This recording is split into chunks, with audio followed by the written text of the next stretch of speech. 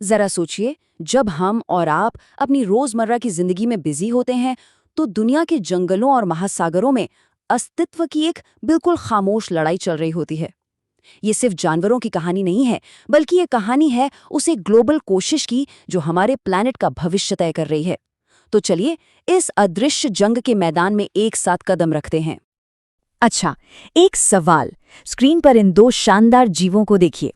एक तरफ है समंदर का शांत दैत्य व्हेल शार्क और दूसरी तरफ है गलापागोस का अनोखा इग्वाना। दोनों हजारों मील दूर बिल्कुल अलग अलग दुनिया में रहते हैं। तो फिर इन दोनों में कॉमन क्या हो सकता है? इसका जवाब आपको सच में हैरान कर देगा। और जवाब है एक सुरक्षा कवच। हाल ही में इन दोनों प्रजातियों को और इनके जैसे कई और जीवों को अवैध शिकार और व्यापार से बचाने के लिए दुनिया का सबसे मजबूत इंटरनेशनल सिक्योरिटी कवर दिया गया है। ये कंजर्वेशन की दुनिया में एक बहुत बहुत बड़ी जीत है, जो एक ऐतिहासिक ग्लोबल समिट में हासिल हुई।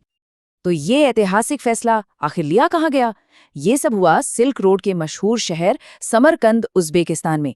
यहाँ साइज की 20वीं बड़ी बैठक के लिए दुनिया भर के देश इकट्ठा हुए, जिसे COP20 भी कहते हैं। और ये सिर्फ एक मीटिंग नहीं थी, ये समझिए वन्य जीवों के भविष्य पर एक ग्लोबल पार्लियामेंट थी। इस पूरी कॉन्फ्रेंस का सबसे बड़ा नतीजा एक नंबर में छुपा है, 77। जी हाँ, 77 नई प्रजातियों को इंटरनेशनल प्रोटेक्शन के दायरे में लाया गया। ये सिर्फ एक आंकड़ा नहीं है, ये इस बात का सबूत है कि कितनी सारी स्पीशीज चुपचाप विलुप्त होने की कगार पर पहुंच चुकी थीं। और यहाँ सबसे जरूरी बात है प्रोटेक्शन का लेवल।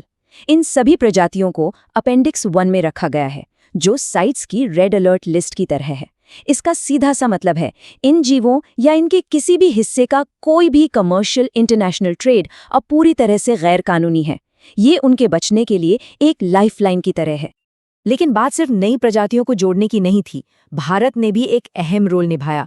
गुग्गुल नाम के पौधे को ट्रेड प्रतिबंधों से बचाने के लिए कामयाबी से अपनी बात रखी, जो लोकल कम्युनिटीज के लिए बहुत जरूरी है। और शायद सबसे जरूरी बात, देशों ने मिलकर कंजर्वेशन का बजट बढ़ाने पर सहमति जताई।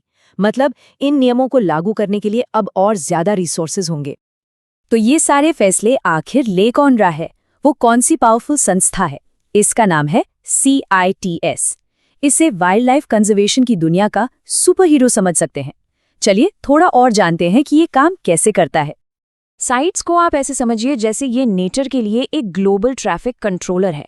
इसका बस एक ही काम है, ये पक्का करना कि वाइल्ड लाइफ का इंटरनेशनल ट्रेड सस्टेनेबल हो, मतलब एक ग्रीन लेन में चले, ना कि विलुप्त होने वाली रेड लाइट की तरफ। ये कॉमर्स और कंजर्वेशन के बीच एक बहुत नाजुक बैलेंस बनाता है। और ये कोई नई चीज नहीं है। साइटीज लगभग आधी सदी से काम कर रहा है। इसकी शुरुआत 1970 के दशक में हुई थी और आज भारत समेत 185 देश इसका हिस्सा है। मतलब ये सच में एक ग्लोबल एग्रीमेंट है जो वक्त की कसौटी पर खरा उतरा है। अब यहाँ एक दिलचस्प बात है। देखिए, साइट्स की अपनी कोई पुलिस फोर्स नहीं है। ये ग्लोबल रूल बुक की तरह है। देश अपनी मर्जी से इसमें शामिल होते हैं, लेकिन एक बार साइन करने के बाद ये एक बाइंडिंग वादा बन जाता है। फिर हर देश को इन रूल्स को अपने घरेलू कानूनों में बदलना पड़ता है। तो ये सिस्टम भरोसे और साझा जिम्मेदारी पर चलता है। CITES के काम करने के तरीके को समझने के लिए इसके 3 सेफ्टी लेवल्स को जानना बहुत जरूरी है, जिन्हें अपेंडिक्स कहते हैं। अपेंडिक्स 1 ये समझिए ICU जैसा है। यहाँ सबसे ज्यादा खतरे वाली प्रजातियां हैं जिनका ट्रेड लगभग पूरी तरह से बैन है। अपेंडिक्स 2 ये कॉशन जोन है, मतलब ट्रेड हो सकता है लेकिन बहुत सख्त निगरानी के साथ। और अपेंडिक्स 3 एक नेबरहुड वॉच सिस्टम की तरह है, जहां कोई एक देश अपनी प्रोटेक्टेड स्पीशीज के लिए दूसरों से मदद मांगता है। अब देखिए, ग्लोबल लेवल पर संधि बनाना एक बात है, और उसे भारत जैसे विशाल और बायोडाइवर्सिटी से भरे देश में जमीन पर उतारना वो असली चुनौती है। तो आइए देखते हैं कि भारत इस लड़ाई को कैसे लड़ रहा है। भारत का अप्रोच मल्टी लेयर्ड है। इसकी जड़ें हमारे संविधान में है, जो पर्यावरण की रक्षा को एक मौलिक कर्तव्य बनाता है। इसे वाइल्ड लाइफ प्रोटेक्शन एक्ट जैसे मजबूत कानूनों का सपोर्ट है। इसे लागू करने के लिए wild life crime control bureau यानी WCCB जैसी स्पेशल एजेंसियां हैं। और फिर जमीनी स्तर पर काम करने के लिए फाइनेंशियल स्कीम्स भी हैं। मतलब ये एक पूरी तरह से इंटीग्रेटेड सिस्टम है।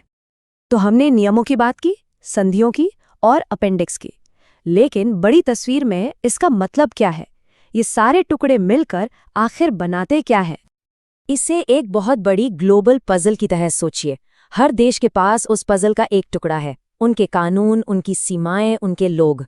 साइटिस वो तस्वीर है जो उस पजल के बॉक्स पर बनी है, जो ये दिखाती है कि सारे टुकड़ों को एक साथ कैसे फिट करना है ताकि हमारे प्लैनेट की खूबसूरत बायोडायवर्सिटी की पूरी तस्वीर बन सके। तो अब हम एक बड़े और आखिरी सवाल पर आकर रुकते हैं। साइट्स का जन्म 50 साल पहले एक अलग दुनिया में हुआ था। आज अवैध व्यापार डार्क वेब पर होता है, डिमांड लगातार बढ़ रही है और क्लाइमेट चेंज नए नए खतरे पैदा कर रहा है। तो सवाल ये है, क्या ये आधी सदी पुरानी संधि इन नई चुनौतियों का सामना करने के लिए खुद को बदल सकती है? इस सवाल का जवाब ही हमारे ग्रह के कई सबसे कीमती जीवों का भविष्य तय करेगा।